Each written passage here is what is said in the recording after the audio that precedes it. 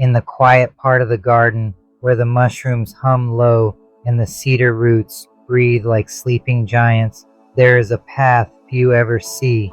It doesn't appear for the impatient. It doesn't open for the furious. It doesn't bow for anyone trying to prove themselves. This path only rises when your fire softens and your shadow tells the truth.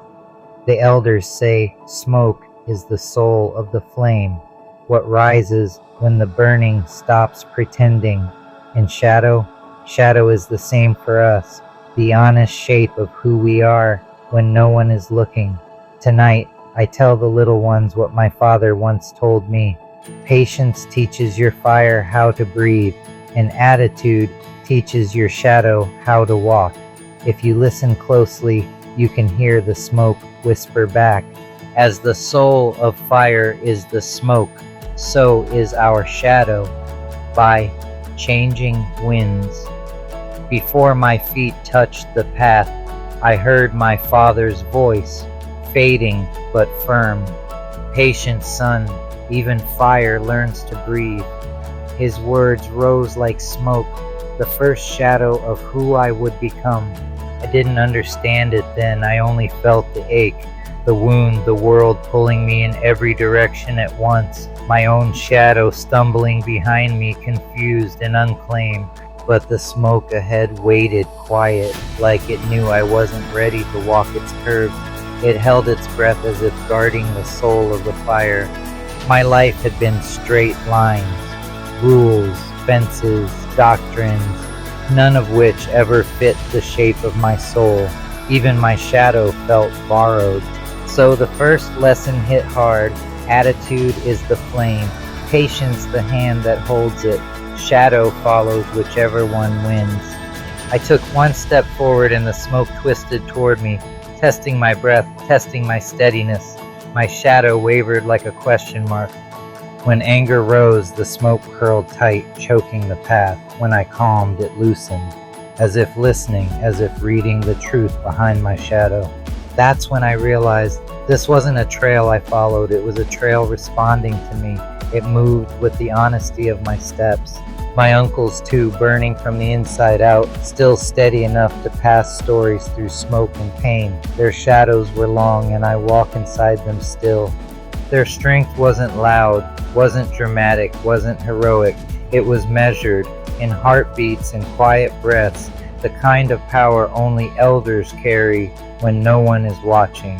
I inhaled and the smoke softened, opening a narrow, rising curve into the unknown.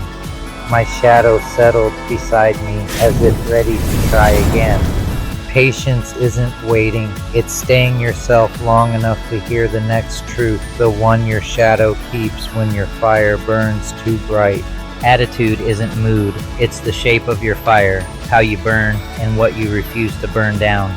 Your shadow witnesses all of it.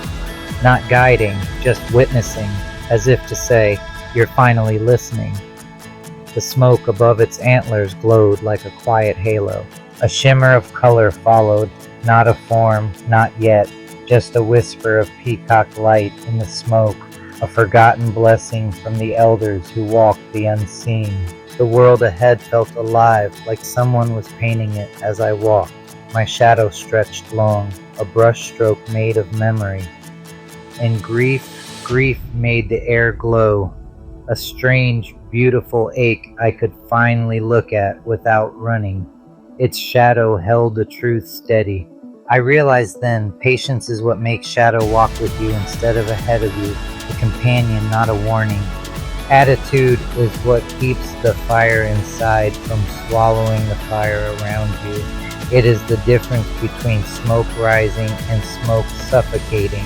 The smoke lifted, revealing the faintest outline of the world called Shumi Shoboli, still far but real, a place where elders read the shadows you've carried honestly. My breath steadied, my steps slowed, not out of fear but intention, a sacred kind of pacing that lets smoke tell its story. So I stepped forward again, not as a boy, not as a broken man, but as the one learning how to carry a flame without burning his hands. letting the smoke rise clean and the shadow rise honest. When smoke knows your name, and when the path quieted, when the fire settled into its rightful shape, I finally heard what the smoke had been trying to say all along. You don't become whole by walking faster. You become whole by walking true. My hands no longer shook. My shadow no longer argued. The flame no longer feared me. For the first time, I wasn't running from who I'd been or chasing who I thought I had to be.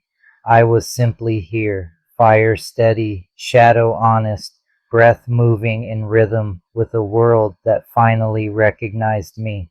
And somewhere beyond the rising smoke, Shoni Shaboli breathed back, "Let's do the map here."